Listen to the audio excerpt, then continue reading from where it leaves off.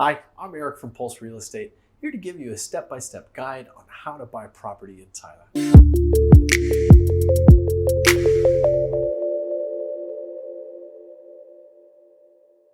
It may come as a surprise that buying property in Thailand is very much like how most Westerners buy property in their home countries.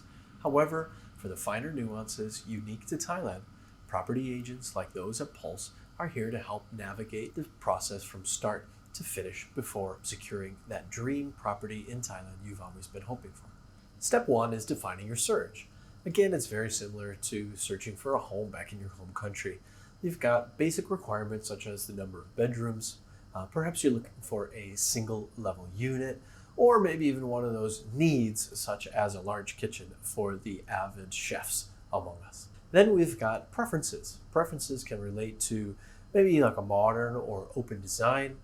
You've got preferences for living space or a minimum space thereof. And you've also got preferences like a large or a nicer pool. Considerations more unique to Phuket would be things like having a close proximity to the sea or a sea view if you can afford it. You've got proximity to the airport for frequent travelers. For families, you're going to want to ensure that you are close to one of the many international schools on the island. And then you're also looking at ownership options for those of you who don't have Thai partners. And finally, you want to know whether you're looking for residential purposes, investment purposes, or dual purpose, something very common to Phuket. Once you have a good idea of what you're looking for, it's step two, and that's conducting a preliminary property search. Basically, you'll contact somebody like us at Pulse Real Estate. We specialize in properties on Phuket. We also have an index of over 800 different properties to choose from. You can either let us know exactly what you're looking for, and we have a tool for that on the website. You can define your search in terms of your requirements and preferences and send the results to us. We then check on the updated information and get back to you in a timely manner. Or you can let us know what you're looking for, and we'll curate a list of possible properties based on your preferences and needs. Step three in the property research usually involves an initial consultation. That should be about a 10 to 15 minute conversation with a property agent. That'll give you a chance to further define exactly what you're looking for. It'll also give the agent a chance to give you further information on the properties you've selected, or perhaps even offer up a few additional options. Once both parties have a much clearer idea of what's on offer and what's being looked for, we can then curate a final list of properties to eventually tour once you're on Phuket, or you may already be here, and then of course we'll schedule your first appointments. Step four might be the most exciting part of the property search, and that's property inspections. Once you've agreed on a short list of properties to inspect, you and your agent will be able to go out and actually have a look at the properties. This will give you a chance to match up the pictures and general descriptions of the property with reality. You'll also have a chance to see and get a feel for the immediate area as well as the surrounding area in which you might be living. Once you've found that property that you really love, it's time for step five, and that's negotiation. While I can't speak for property consultants at other agencies, I know that those of us here at Pulse are able to help whether it's an off-plan property or a resale property. For instance, with off-plan properties, we know what developers are willing to give away, even though they don't publish it.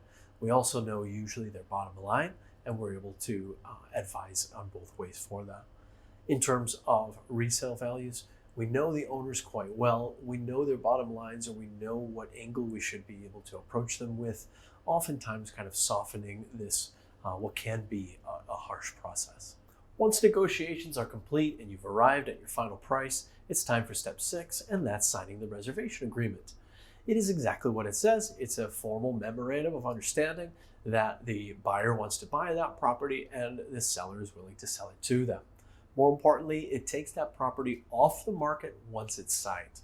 Although it's not just ink on paper, it does require a bit of a down payment. That amount varies between 5 to 10%, with slight variations for some properties. So the reservation agreement has been signed, and now it's time for step seven, and that's due diligence and signing the sales and purchase agreement. Due diligence is basically a time when the buyer, particularly, is going to hire a lawyer in order to complete the due diligence process. Examples of that are typically ensuring that the owner actually has a right to sell that property, ensuring that correct building permits have been obtained in cases of off-plan developments, looking at things like making sure the building meets building regulations, and in the case of condos, to make sure that the environmental impact study has been completed. Once all of that is worked out, then it's time to sign the sales and purchase agreement.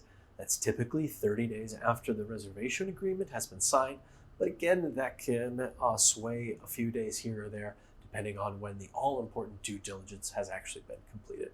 Last but certainly not least is step 8, and that's finalizing the transaction at the land office. Here in Phuket, that's the Phuket Provincial Land Office.